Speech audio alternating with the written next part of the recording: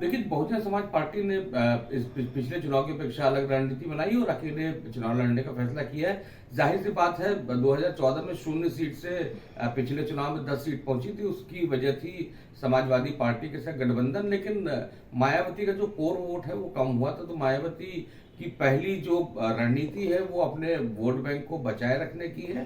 तो इसी आधार पे उन्होंने अकेले लड़ने का फैसला किया। लेकिन ये जो सबसे बड़ी नजर मायावती की है वो ये है कि समाजवादी पार्टी को जितना ज्यादा डैमेज कर पाए, वो उनकी एक रणनीति का हिस्सा है। और दूसरी बात ये है कि कुछ सीटें उन्होंने चिन्हित की हैं जहां पे जीत हासिल करने की कोशिश की जा रही है। जैसे कि जौनपुर का जो मुकाबला है बड़ा रोचक होने जा रहा है, संभल का मुकाबला बड़ा रोचक होने जा रहा है। तो कई सीटों पे मायावती ने ऐसे प्रत्याशी खड़े किए और बहुत जगह समाजवादी पार्टी को संकट में डाल दिया है। जैसे आप देखिए कि मैनपुरी से उन्होंने यादव प्रत्याशी उतार दिया है, बदायूं से मुस्लिम प्रत्याशी उतार दिया। इसी तरह कई सीटों पे मायावती ने मुस्लिम प्रत्याशियों को उतार के सबसे बड़ा संकट जो करने जा रही है वो जो इंडी गठबंधन है उसके साथ ही मायावती करने जा रही है।